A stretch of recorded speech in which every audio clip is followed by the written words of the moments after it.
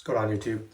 Want to make a video on my favorite Glock magazine extension and why it's the Glock OEM +2 magazine extension.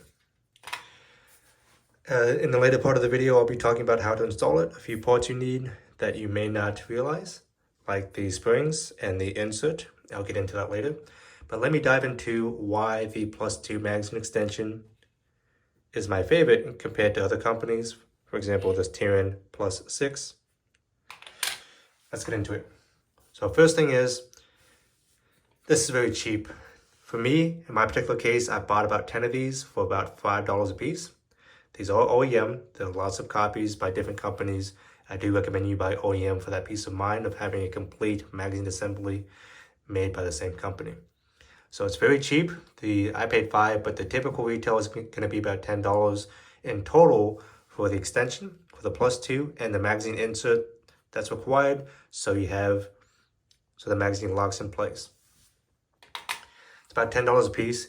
In comparison to something like this is a +6 extension. It's about $50, and for $50 you can buy 2 complete magazines, OEM mags from Glock. So it's very expensive. Adds a good bit of length. In my case, I find this a little too bulky. And so it's bulky, it's heavy, and it's very expensive. That's why I'm typically not a fan. I don't recommend the +6. I've tried these out quite a bit.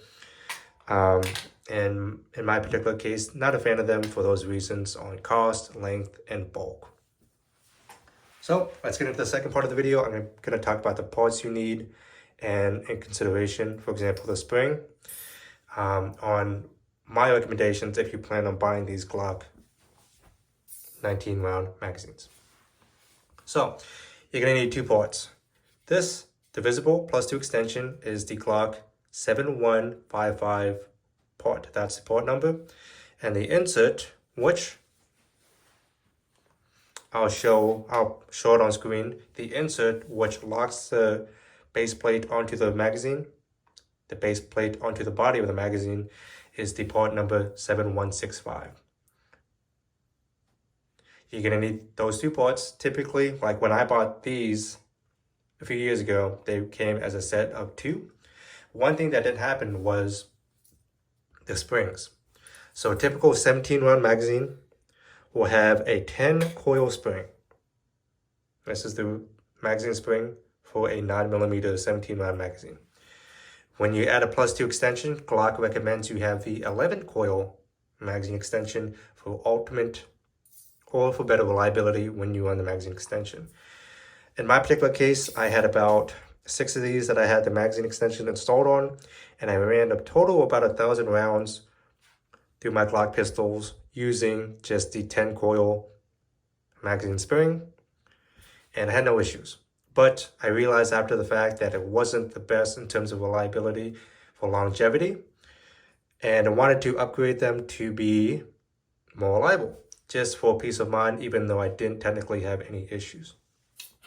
So what I did was I uninstalled the 10 coil springs from these magazines, and I got 11 coil springs and I installed them all on.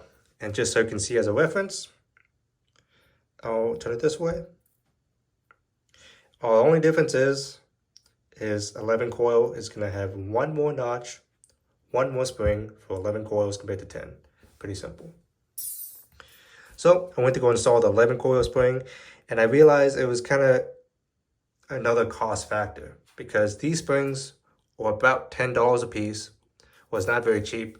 And you know, when it gets more expensive, $20 in total from the retail of the spring and the extension, you might as well buy another Glock magazine because it's getting close to that price. But that's why I made this video. I want to share something that may help you. So right now there's a large surplus of Glock 40 caliber magazines. This particular one is a 40 caliber. This is a police surplus Glock magazine, and you can get these for about $10 a piece. I think $10 for a factory OEM magazine is a crazy smoking deal. And the core thing about the 40 caliber full-size 15 round magazines is they come installed with a 11 coil recoil spring. In my particular case, I do have a 40 caliber Glock, and so I don't mind buying a bulk amount of these. And what I recommend you do is you cannibalize the spring from this magazine, because would you rather spend $10 for a recoil for magazine spring or $10 for a complete Glock magazine? You get a lot more value out of this, and it's still a functional piece. And that's what I did. I bought quite a number of 40 caliber police trading magazines, and I cannibalized the spring from here, as in I took this spring out, put it in here, put the 10 coil spring in here, into the 40 caliber magazines, because I don't use these very often. It's just a range toy, and I'm sure it's going to be the same thing where it's going to be reliable enough. So that's what I recommend. All in all, you're going to have a very reliable OEM. You know, it's all Glock OEM parts. It's not a different company. You're not going to have any interfaces.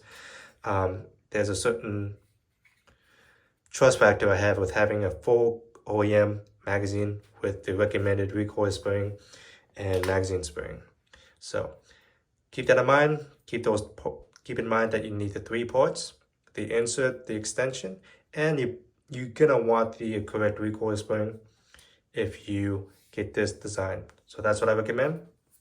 And I haven't had any issues using these springs, and vice versa, using it in this magazine and using the 11 coil in this mag. And that is what it's recommended. Even if it's technically used, even if it's police surplus, that's what I recommend. Save a good bit of money, unless you want everything to be new. In that case, you're going to be paying a premium for that in terms of buying a $10 recoiler spring by itself. So thanks for watching, guys. That's all I had. So please like, comment, and leave a comment if it's good, bad. If there's something that I was missing out on or something that you wanted to see, let me know. I definitely keep that in mind, and I appreciate you guys watching.